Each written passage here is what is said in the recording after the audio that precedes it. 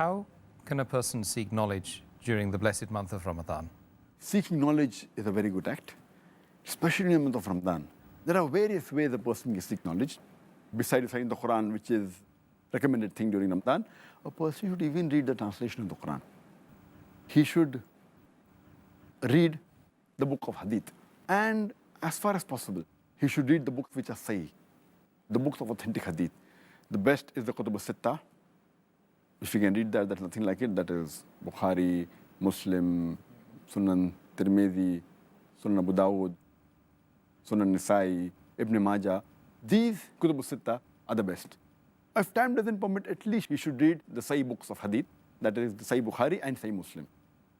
If time doesn't permit, at least he should read the summarized version of Sahih Muslim, or the summarized version of Sahih Bukhari, or at least read the Muttafiq Alayk, the hadiths which are common between Bukhari and Muslim. He can read the book of the Seerah of the Prophet. And the best book on the Seerah of the Prophet in English language is Naik al-Maktoum, the sealed nectar. This speaks about the biography of the Prophet.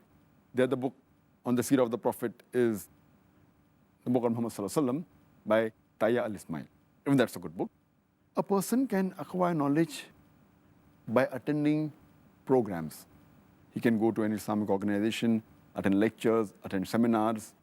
This will increase his knowledge. He can watch video cassettes of Islamic lectures, of Islamic programs. He can hear audio cassettes. He can go on the internet, go to Islamic websites, go to authentic Islamic websites.